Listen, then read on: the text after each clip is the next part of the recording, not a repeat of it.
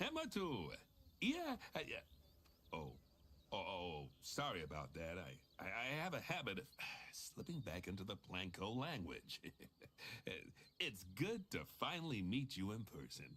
I'm Bernard, although I insist you call me Bernie. The only person who calls me Bernard is my wife. And even then, only when I've tracked elephant dung into the carpets. As you know, I own several zoos, but I always like to show people the ropes here at my home. This is the first zoo I ever opened, and a source of great pride for me. And prides, thanks to a lion breeding program we ran in the 80s. But we're in the middle of a big renovation, and that's where you come in. Sadly, our old contractor had to retire after developing a fur allergy. Poor devil kept sneezing his dentures into the lion habitat. So, it's up to you to finish everything off. Don't worry, though.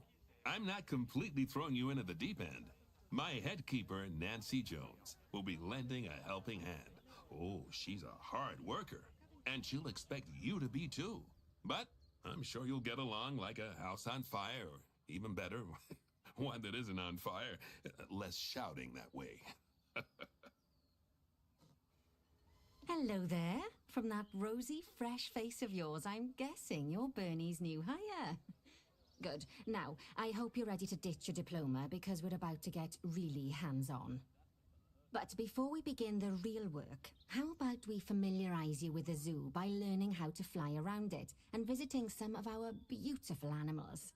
We'll start by popping over and having a look-see at the grizzly bears in their habitat. Did you know that grizzly bears, also known as Ursus arctos horribilis, can hibernate for up to 7 months a year? Oh, but then again, given the chance, I think a lot of people would do that too. Select one of the bears and you'll bring up its information panel.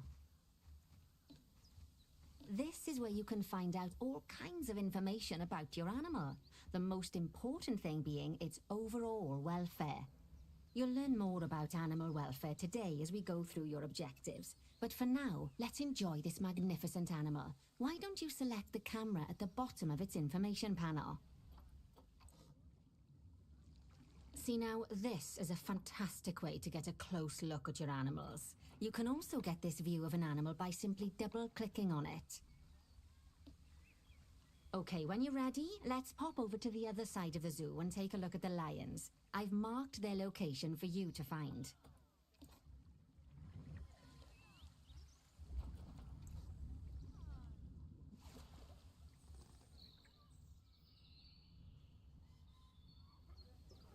Panthera leo leo, or the West African lion to you and me.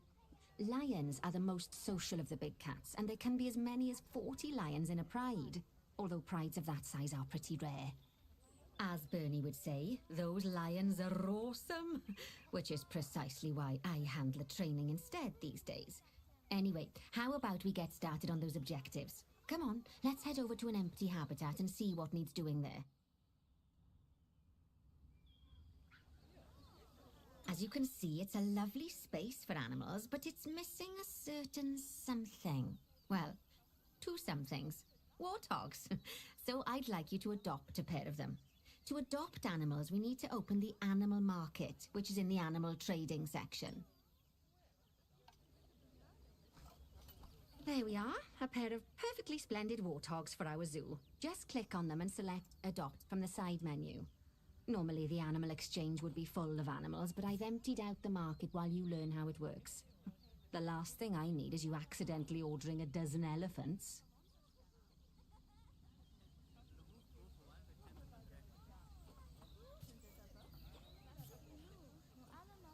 When you adopt an animal, it's automatically placed in the trade center, where they're held until you're ready to move them into their habitat, which, as it happens, you are.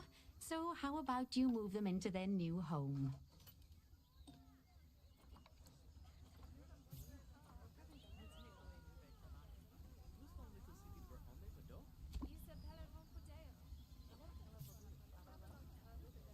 When you ask for an animal to be moved into a habitat, your caretakers will go to the trade center, collect your animal and deliver them to your selected habitat. I've marked the trade centre's location, so let's go and watch the caretakers in action.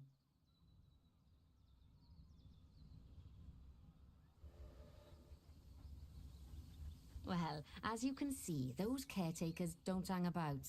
They'll move those animals to their destination as fast as possible. Of course, normally we'd have to place the animals into quarantine before moving them into a habitat, but I am assured by a person of good standing that these warthogs are in the very rudest of health. Right, let's get the warthog's habitat finished up so we can keep them nice and happy. You see, each animal in the zoo has an overall welfare statistic, basically how happy they are. And that overall welfare statistic is itself comprised of 4 different areas: nutrition, social health, habitat, and enrichment.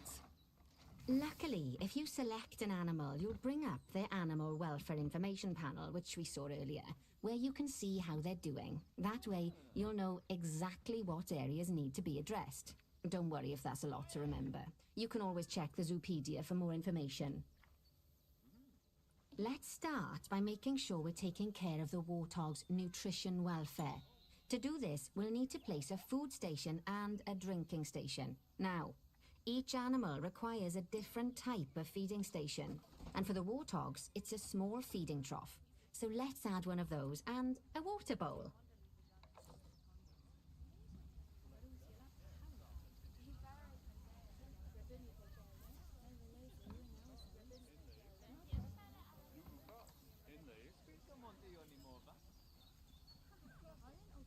Animals also require stimulation to keep them happy.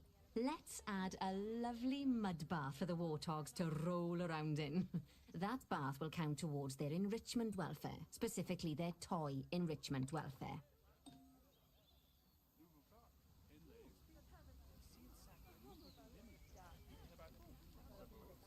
Oh, nice work. You've got a knack for this, I see.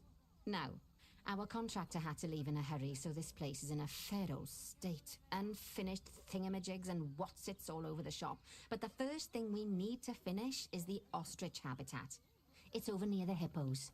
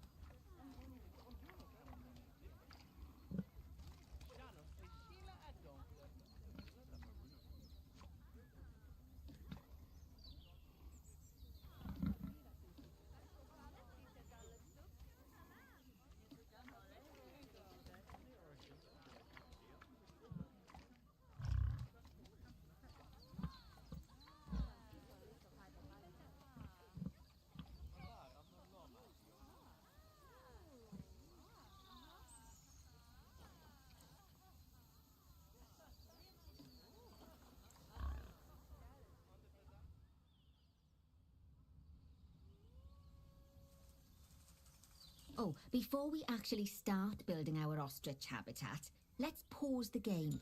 Just click the pause button in the bottom right corner. Ah, that's more like it. A quick break.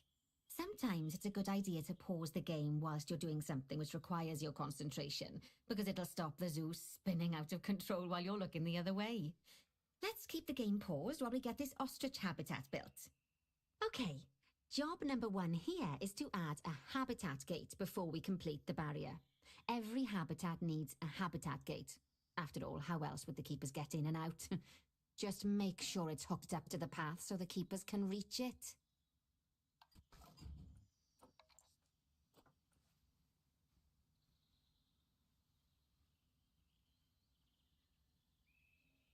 Right, let's complete the perimeter barrier so we can adopt us some ostriches. I've marked out an area for you to use, so I'd like you to finish off the perimeter using the brick barrier.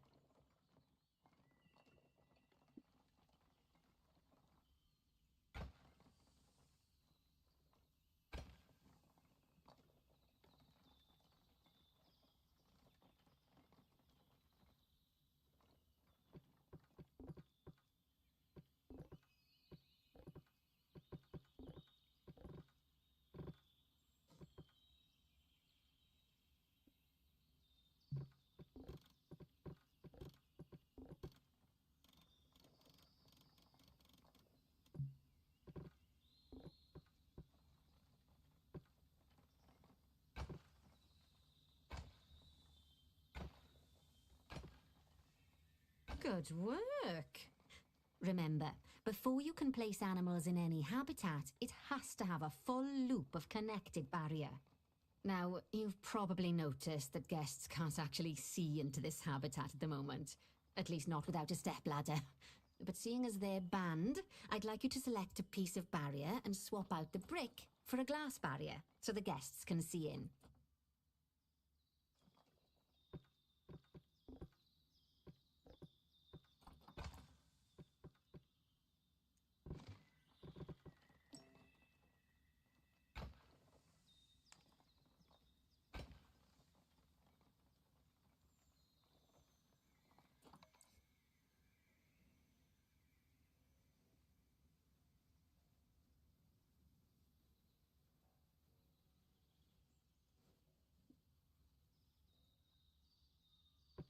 There we go. Adding in more windows gives guests even more opportunities to see the animals in a habitat. It's always best to make sure the guests can get a good view into a habitat from the path they're walking on, because it makes them happy, and because this would be a pretty terrible zoo if they couldn't. The last thing we need to do is to add a donation box. You see, when guests enjoy the view of an animal, they'll make a donation. Just make sure you put them in easy-to-reach places, like near a viewing point. Donation boxes are one of the main sources of income for the zoo, so make sure you remember them. Now, before we adopt our ostriches, you should click the play button. After all, if the game's paused, then so are our caretakers, which will make it a bit tricky for them to deliver the ostriches, eh? By the way, as well as pausing the game, you can speed the game up by clicking on the fast forward button.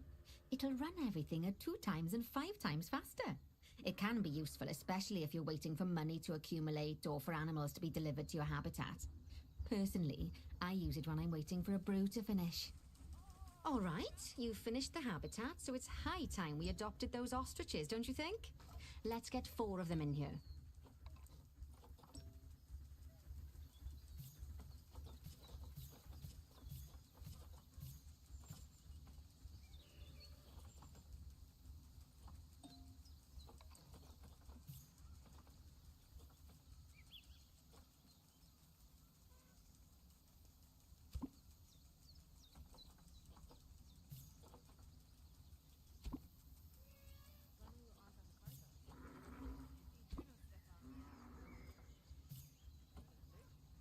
While we wait for them to be collected by the caretakers and brought to the habitat, you should get it ready for them. Add a suitable feeding station, water station, and an appropriate food enrichment item. It's often best to place things like enrichments and feeding stations near to the habitat perimeter, so guests can get a really good view of the animals.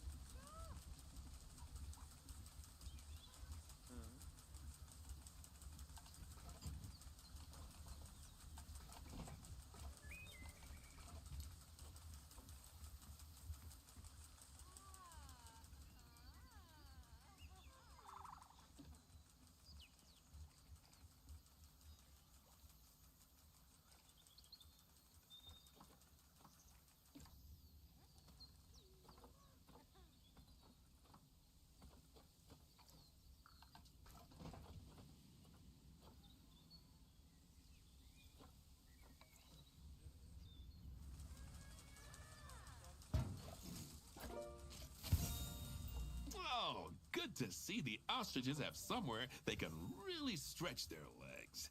Did you know they can actually run at 43 miles per hour? Oh, heaven forbid they ever escape. The speed camera fines alone would bankrupt us. Well, Bernie certainly seems impressed. Did he do his speed camera joke? Every time we get an ostrich.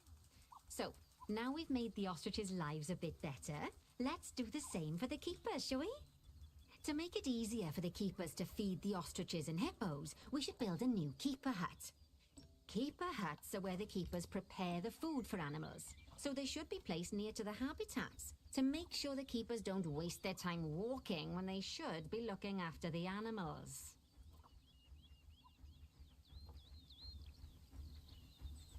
You'll need to rotate the keeper hut to get it to connect up to the path.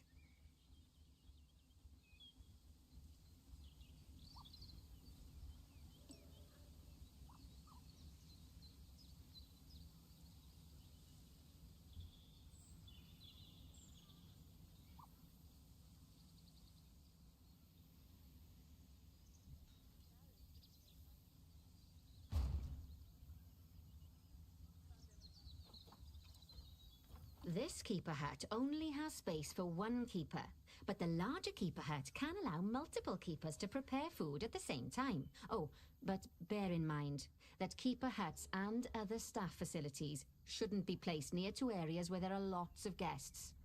Guests don't like seeing facility buildings, and it can affect their happiness. Negatively.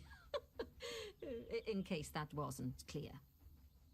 Something that all facilities, shops, and a whole host of other objects need is power. And that obviously includes your newly built keeper hut. So let's place a transformer next to it, shall we?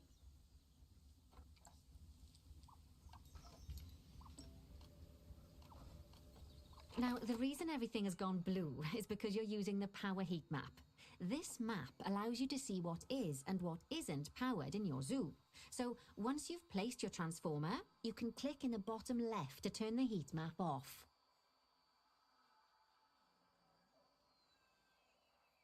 Lovely work. Now the keepers can start using the hut to prepare food, and thanks to where you've put it, they won't need to walk very far to deliver it to the ostriches and hippos. Let's get on to your next objective then. Bengal tigers. We want to adopt some, but I'm afraid there's nothing ready for them yet. Head on over to the plot of land I've marked out. It's not too far away. Righty, your next job is to build a habitat from scratch. And concrete and glass, I expect. So go ahead and build it. Just make sure that the habitat includes that big hole we've dug. Oh, and don't forget to add a habitat gate to the barrier. Oh, and make sure the guests will be able to see the tigers.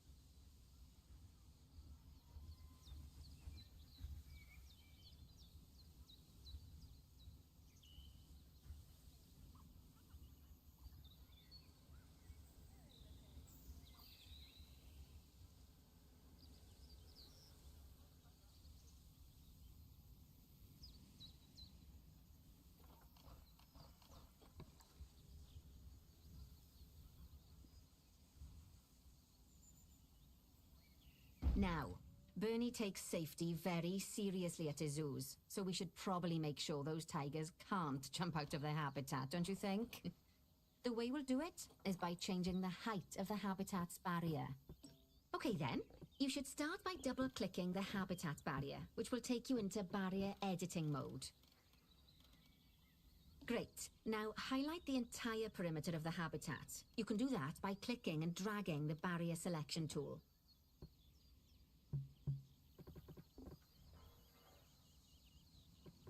Now you've got all of the perimeter selected, you can increase the height of it by clicking and dragging the barrier height tool upwards. You'll want to make sure it reaches a height of at least 3.7 meters. Now that the habitat is in place, don't forget to put down a donation box near to your viewing areas. We need every dollar we can get. Especially as these tigers aren't exactly eating instant noodles for lunch.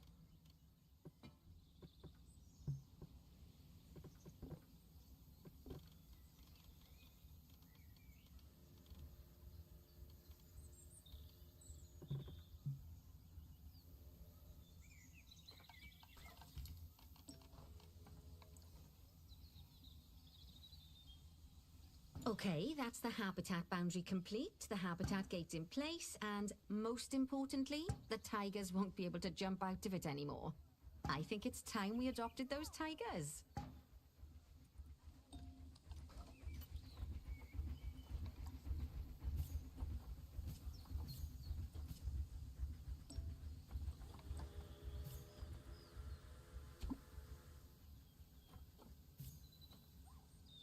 Whilst our trusty caretakers collect and deliver the tigers, let's take a look at preparing the habitat for their arrival. We'll start with the basics. Add a suitable feeding station for them.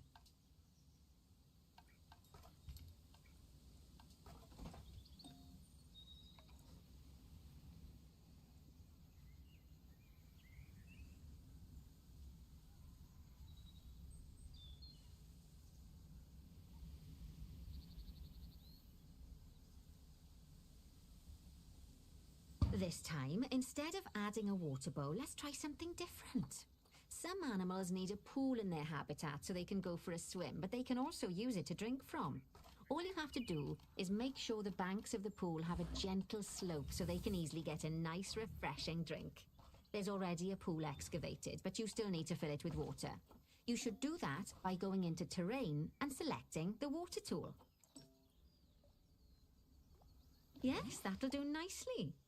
Of course, just like the warthogs and ostriches, these tigers will also need some enrichment. Why don't you add some suitable toy and food enrichment items into their habitat?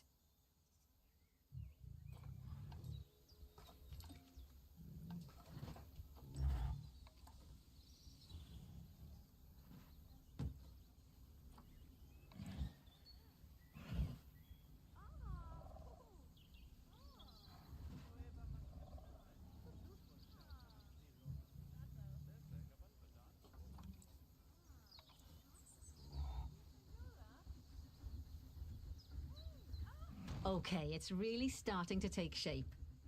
Now, the tigers will need a shelter in their habitat so they can hide from the guests, or more likely, the bad weather. Although given that we're in England, you might want to think of that just as normal weather. Go on, add a shelter to their habitat. You can either build one from various suitable bits and bobs, or if you like, just pop down the blueprint that I've already built for you.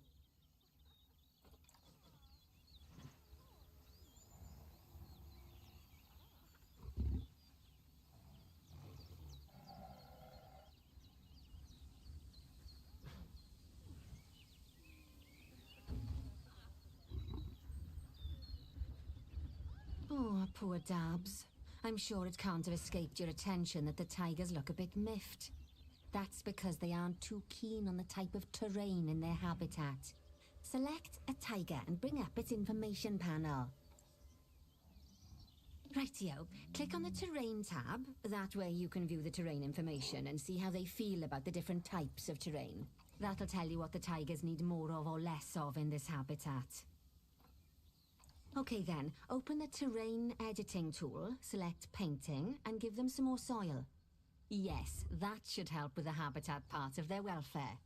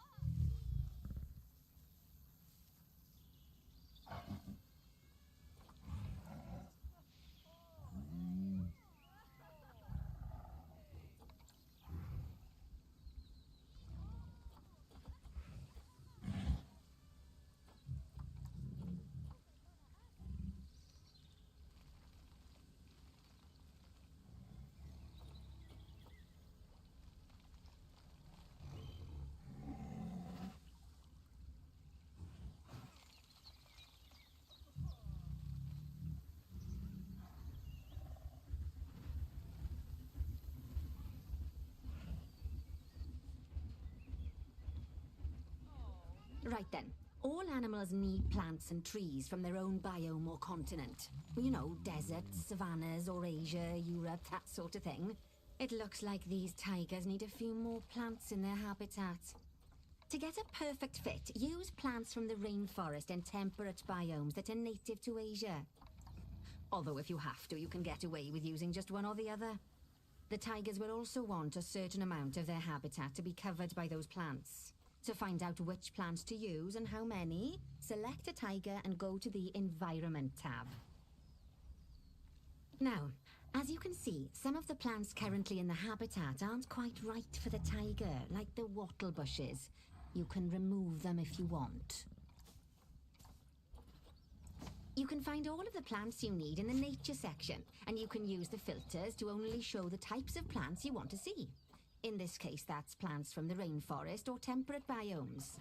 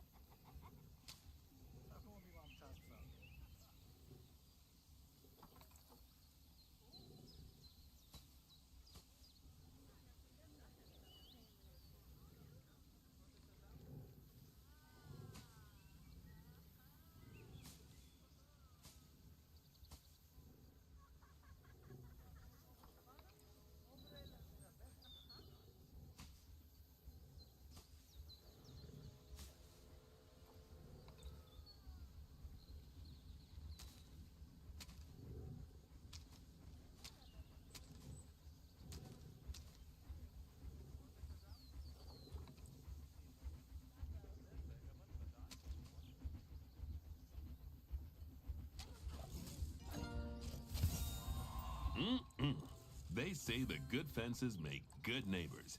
I guess that's doubly true when one of the neighbors is a Bengal tiger. Still, those tigers look so happy that I doubt they'd leave, even if you did poke a hole in their fence. Oh, but for heaven's sake, don't test that theory. Right, let's head over to the Indian peafowls. I've been told that we need to improve their social welfare. Now then, just find one of the peafowls and select them to open their information panel. Then we can have a good gander at how they're doing. Although technically, I suppose gandering would just be for geese. Expand their social welfare and we can get a bit more detail. Now, they've clearly got plenty of space and they're not stressed, but it looks like their social group isn't quite right. So let's find out more. Click on the social tab at the top of their information panel to see what's wrong. Right, as you can see, the peafowlers need their population to be larger. To solve this little problem, you'll need to adopt 3 more female peafowls. Off you pop to the animal market then.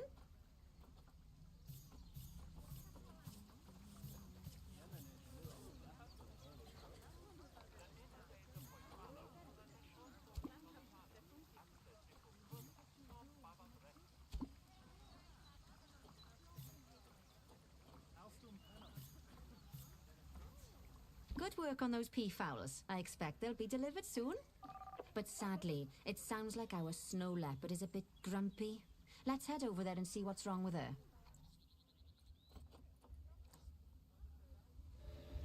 Just like people, animals can suffer from stress if things aren't quite right. You know, like when you see someone put in the milk before the tea bag. In the case of these snow leopards, they're a bit stressed by their lack of privacy. You can lower their stress levels by swapping out the normal glass barrier by their cave for one-way glass. It's not a cheap option, but I think they're worth the expense, don't you? This will give the snow leopards somewhere to go when they want to get away from the prying eyes of the guests.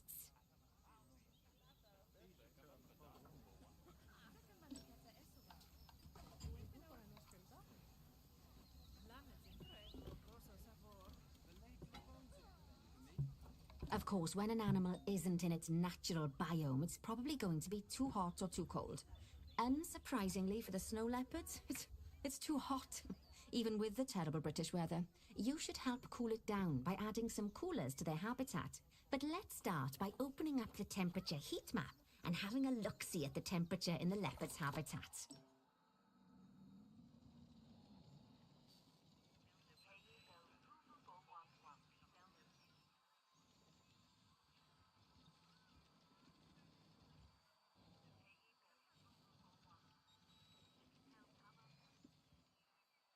As you can see, we already have one cooler in there. Let's pop some more down and get as much of the habitat as chilly as we can. Luckily for us, this habitat already has power, but you'll need to make sure of that in the future. Just so you know, if any part of a habitat is powered, then the whole habitat will be powered.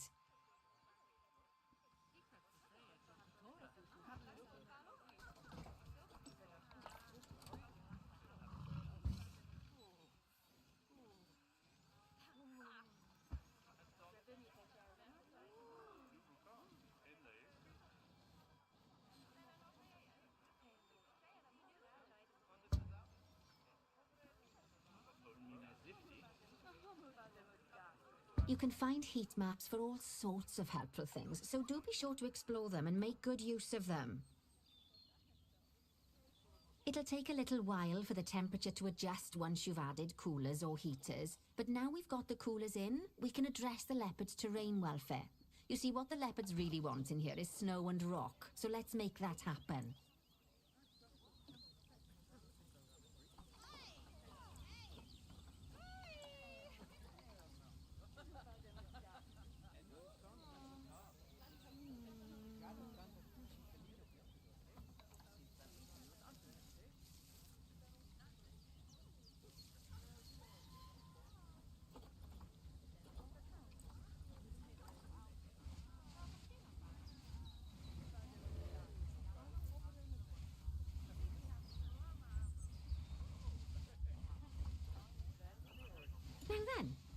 All of that should give you a pretty good understanding of how to make animals happy. So I'd like you to go and check on all the other animals in the zoo and fix up any issues with their habitats. That'll increase the average welfare of the animals across the whole zoo. And that average welfare is a very important statistic. Now, to quickly see how all your animals are doing in the zoo, you should go into zoo management and then into the animals section.